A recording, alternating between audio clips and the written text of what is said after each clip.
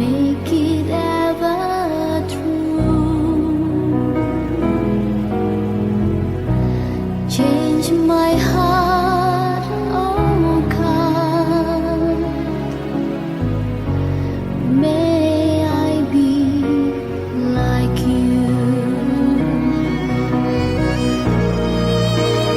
You are the potter, I am the clay. Mold me and make me. This is what I see.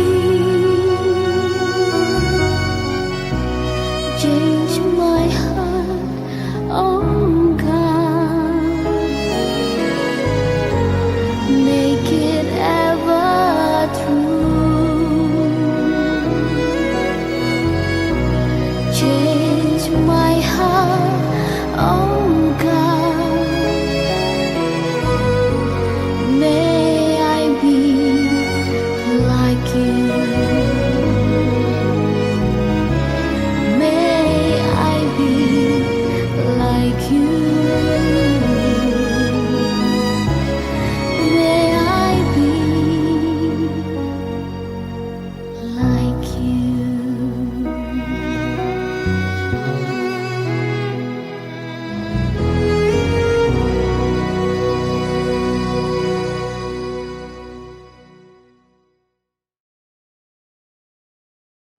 Selamat sore Ibu-Ibu, kita akan merenungkan firman Tuhan. Sebelumnya mari kita berdoa terlebih dahulu. Bapa di surga, berikan kami hati yang terus mau belajar, dibentuk oleh kebenaran firman-Mu. Dan biarlah firman-Mu yang boleh kami dengar pada sore hari ini menolong kami untuk semakin mengerti apa tujuan yang Tuhan berikan di dalam kehidupan kami, khususnya di komunitas Komisi Wanita di Gereja Kristus ini. Terima kasih Bapa, dalam nama Tuhan Yesus kami berdoa. Amin. Saya akan membacakan firman Tuhan pada sore hari ini dari 1 Korintus pasal yang keempat ayat 5 dan 6. Demikianlah firman Tuhan. Karena itu janganlah menghakimi sebelum waktunya, yaitu sebelum Tuhan datang. Ia akan menerangi juga apa yang tersembunyi dalam kegelapan, dan ia akan memperlihatkan apa yang direncanakan di dalam hati. Maka tiap-tiap orang akan menerima pujian dari Allah. Saudara-saudara, kata-kata ini aku kenakan kepada diriku sendiri dan pada Apolos karena kamu, supaya dari teladan kami kamu belajar apakah artinya ungkapan jangan melampaui yang tertulis, supaya jangan ada di antara kamu yang menyombongkan diri dengan jalan mengutamakan yang satu daripada yang lain. Ayat yang ke-16, sebab itu aku menasihatkan kamu, turutilah teladanku.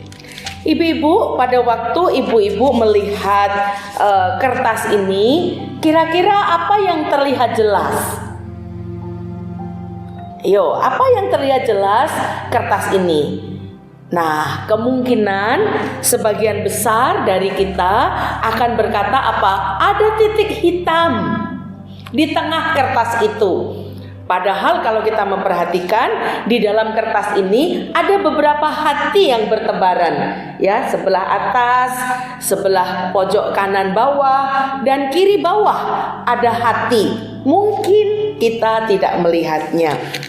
Nah, di dalam komunitas bergereja, di dalam komunitas berkomisi atau di dalam komisi, kadangkala kita akan menemukan begitu banyak orang, begitu banyak tipe orang.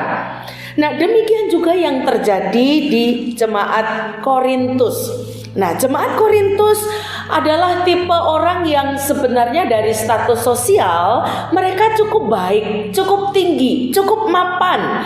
Ya, mereka bukan orang-orang yang berkekurangan. Itulah sebabnya jemaat Korintus mengutamakan kemegahan, jabatan, hikmat yang mungkin banyak dikejar oleh orang. Dan di dalam bagian yang tadi kita baca, kita perhatikan bahwa jemaat Korintus juga ada kecenderungan untuk sombong dan membandingkan orang. Nah, tapi celakanya ketika di dalam satu komunitas ada sikap yang seperti ini, Paulus menemukan ada beberapa orang yang mengambil sikap yang berbeda. Nah, orang-orang yang di dalam komunitas ini kadangkala ada tipe orang yang menganalisa masalah. Jadi kalau masalahnya itu menguntungkan dia, bisa saja secepatnya diselesaikan. Tapi kalau seandainya masalahnya tidak menguntungkan, ya untuk apa repot-repot? Mungkin ada juga tipe orang kepo, gitu ya. Ada masalah apapun, pengen tahu kenapa sih, begitu. Jadi ketika sudah tahu masalahnya mau ngapain?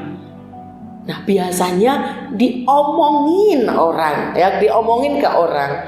Ada juga yang ketika menghadapi masalah mencari kesenangan sebagai pleaser. Jadi yang penting ya saya senang. Jadi dia akan mencari orang-orang yang bisa mendukung dia. Tapi ada juga orang yang melarikan diri. Ya, melarikan diri dari situasi yang ada. Kenapa? Karena bukan urusan saya. Ngapain repot? Tapi Bapak Ibu sekalian, tapi ibu-ibu sekalian sampai lupa Bapak Ibu sekalian. Tapi ibu-ibu sekalian, kita melihat bagaimana Paulus menghadapi situasi ini. Ketika ada situasi yang sulit, Paulus mengingatkan untuk apa? Menyadari panggilannya, menyadari fungsinya sebagai seorang hamba Tuhan. Kita juga diharapkan menyadari panggilan kita sebagai seorang wanita.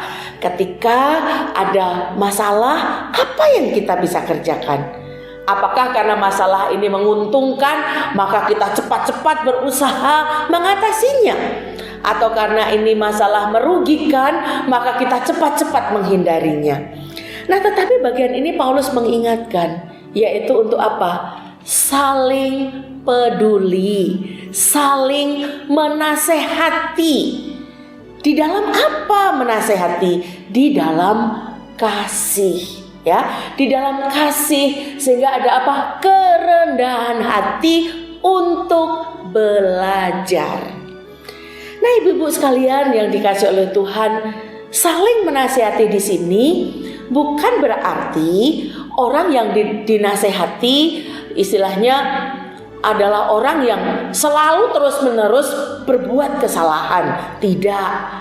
Tapi kadangkala orang yang menasehati juga belum terus-menerus melakukan kebenaran. Artinya saling berarti di satu sisi ada orang yang butuh topangan, butuh nasihat, butuh pertolongan agar menemukan apa? Fungsinya, menemukan panggilannya, menemukan apa yang harus dia kerjakan untuk Tuhan. Nah, ini yang dilakukan oleh Paulus. Ketika orang Korintus mulai menghakimi dia, mulai membandingkan Paulus dengan Apolos, mulai membandingkan ini dan itu, Paulus berkata, ikutlah teladanku. Nah, kenapa Paulus mengajak jemaat Korintus untuk mengikuti teladannya? Saya melihat di sini Paulus menasehati mereka karena cintanya kepada jemaat Korintus. Nah, ini penting ibu-ibu. Ketika kita memberikan saran atau menasehati seseorang di dalam kelompok kita atau di dalam komunitas kita, yaitu kita melakukannya dengan hati yang mengasihi, bukan hati yang ingin mengadili, ingin menjatuhkan, ingin mempermalukan, tidak. Tetapi kita menasehati karena kita mengasihi. Apa bedanya dengan menasihati dengan hati yang mengasihi atau menasihati karena kita tahu? Nah, bedanya adalah ketika kita menasihati karena kita tahu, maka ada kesombongan. Nih loh, aku lebih hebat. Tetapi ketika kita menasehati karena kita mengasihi, maka kita belajar bisa mengerti orang itu. Bahkan ketika mungkin nasihat kita direspon tidak sesuai dengan apa yang kita inginkan, tetapi kita tetap dengan hati yang penuh kasih menasehati, mendoakan, membawa orang itu di dalam doa agar kasih kita dirasakan oleh dia. Jadi bicara saling menasehati, yang pertama adalah punyailah hati yang mengasihi, bukan mengadili, bukan menghakimi. Nah, yang kedua yang kita perlu pelajari adalah baik kita yang dinasehati maupun kita yang menasehati harus mempunyai hati yang apa? Memiliki kerendahan hati. Nah, ini yang tidak dimiliki oleh orang Korintus. Orang Korintus merasa dirinya begitu hebat, tidak ada kesalahan di atas awang-awang, di langit tinggi sana. Tetapi Paulus mengingatkan, punyailah kerendahan hati ketika kita dikasih tahu maupun ketika kita memberi tahu. Kenapa kerendahan hati itu penting? Karena kita bukan orang yang sempurna. Kita orang yang masih bisa salah. Mungkin hari ini kita stabil, tapi siapa tahu hari esok atau bulan depan atau gimana, kita juga orang yang perlu ditopang, kita perlu ditolong, kita perlu didorong untuk maju karena kita melakukan kesalahan. Jadi kerendahan hati menolong kita untuk belajar. Ada lagu yang mengatakan, bagaikan bejana siap dibentuk. Nah, maksudnya bejana ini mungkin bukan bejana yang sudah jadi, tetapi bejana yang masih di tangan penjunan. Mungkin yang masih bisa dibentuk, atau seandainya mungkin mencong sedikit atau mencong ke kanan atau ke kiri, masih bisa dibentuk lagi. Nah, waktu bicara tentang kerendahan hati, seperti bejana di tangan penjunan yang siap untuk dibentuk, siap untuk dipakai. Demikian juga di dalam komunitas kita bergereja. Ketika ada orang yang mengingatkan kita, biarlah dengan kerendahan hati kita boleh menerima dengan apa? Dengan sukacita. Kenapa dengan sukacita? Karena kita tahu orang yang memberikan nasihat kepada kita mengasihi kita. Dan yang selanjutnya, yang ketiga, ketika kita boleh memiliki kerendahan hati, menerima dan menasehati, yang ketiga apa tujuannya? Yaitu Tuhan dimuliakan. Jadi pada waktu kita diubah dan ada orang lain yang menolong kita mengetahui pergumulan kita atau mengetahui kesulitan kita, mengetahui permasalahan kita, dan ketika diingatkan kita boleh berubah, dan pada waktu kita berubah Tuhan dimuliakan. Karena fungsi nasihat adalah membuat seseorang yang dinasehati itu lebih baik. Nah, itu yang dikerjakan oleh Paulus bagi jemaat Korintus. Dia dengan hati yang tulus, dengan hati yang mengasihi jemaat Korintus, dia menasehati mereka. Dia dengan kerendahan hati juga karena cintanya, dia menasehati jemaat Korintus. Sehingga jemaat Korintus muncul menjadi jemaat yang pada akhirnya bisa memuliakan Tuhan. Jadi goalnya nyampe ya, goalnya kena, tujuannya kena, yaitu Tuhan dimuliakan. Mari ibu-ibu sekalian yang dikasih oleh Tuhan, di dalam gereja kita, mari kita boleh memiliki hati yang seperti ini. Jadi bagi yang menasehati bukan berarti dia jauh lebih top markotop, bukan ya. Atau seandainya yang dinasehati tidak boleh juga merasa, waduh, aku di dalam lembah kekelaman yang paling curam. Tidak, tetapi semua belajar menemukan apa? Tuhan mengasihi. Baik yang menasehati, Tuhan juga mengasihinya. Karena pada waktu menasehati ada hati yang tulus. Dan bagi yang dinasehati juga diingatkan Tuhan mengasihinya. Karena ada orang-orang yang mengingatkan dia. Bagaimana dengan kita hari ini? Ada seorang ibu yang mengingatkan anaknya untuk selalu taat kepada Tuhan, untuk selalu mengasihi Tuhan. Tetapi namanya anak remaja yang terkenal, namanya begitu berkibar di luar, dia nggak terlalu peduli dengan nasihat ibunya. Maka sekali waktu ketika dia akan berlatih lompat indah, karena dia adalah atlet lompat indah, pada waktu ada di papan yang paling atas, pada waktu dia akan terjun, dia melihat salib yang seakan-akan bersinar di bawah itu. Pada waktu dia melihat salib itu, dia ingat nasihat mamanya. Maka dia tidak jadi terjun. Dia ingin pulang, dia ingin berterima kasih pada mamanya. Betapa kagetnya dia ketika sampai di bawah, ternyata air kolam itu kurang lebih hanya 1 senti karena baru dikuras. Wah, ibu-ibu bisa membayangkan kalau seandainya dia terjun, waduh, dia pasti mengalami kecelakaan yang fatal. Nah, dari pelajaran ini apa yang kita bisa pelajari? Kadangkala mungkin nasihat kita itu diabaikan sekali waktu. Tetapi ketika Tuhan berkarya, nasihat kita sekali waktu atau suatu saat akan diperhatikan dengan serius oleh orang tersebut. Nah, pada waktu orang tersebut memperhatikan nasihat kita, dia boleh mengalami perubahan dan bahkan bisa terselamatkan seperti seorang gadis remaja ini. Jadi ibu-ibu, kalau seandainya ibu-ibu memberikan masukan kepada seseorang dan mungkin kali itu tidak diperhatikan, jangan patah semangat, bawa di dalam doa. Karena kehadiran kita di satu tempat, kehadiran kita di satu posisi tertentu, pasti Tuhan punya maksud. Biarlah satu dengan yang lain di dalam komunitas kita boleh saling mengasihi, saling menasehati, sehingga kita boleh tampil sebagai pribadi yang dipakai oleh Tuhan dimanapun kita berada. Kiranya Tuhan boleh menolong kita. Amin. Mari kita berdoa.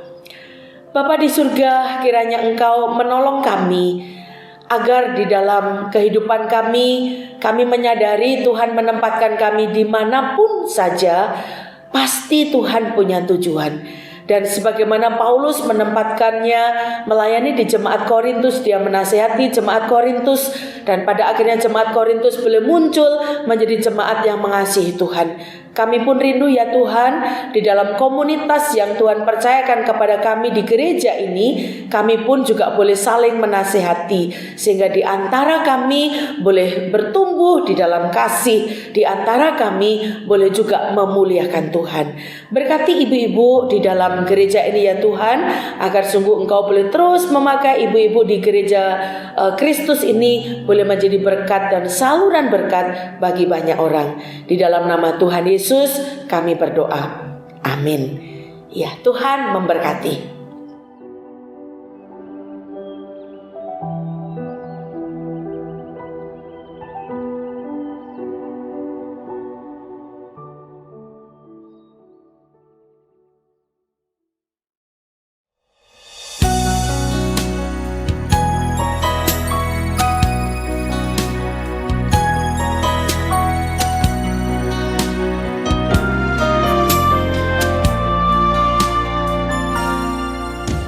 Seperti tanah liat dalam tangan penjunan, demikianlah hidupku dalam tangan-Mu Tuhan.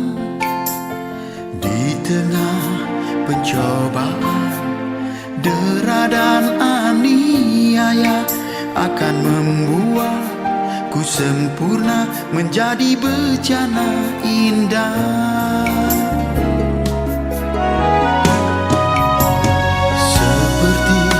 Tanah liat dalam tangan penjunan, demikianlah hidupku dalam tangan-Mu Tuhan.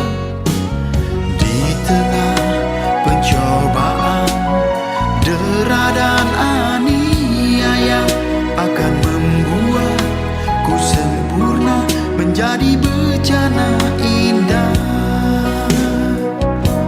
Seperti bejana Tuhan bentuklah hatiku, ubahkanlah seturut kehendak-Mu. Seperti bejana Tuhan pakailah hidupku, jadikanlah sesuai rencana-Mu. Seperti bejana Tuhan bentuklah hatiku, ubahkanlah seturut kehendak-Mu. Seperti bejana Tuhan pakailah hidupku, jadikanlah sesuai rencana-Mu. Jadi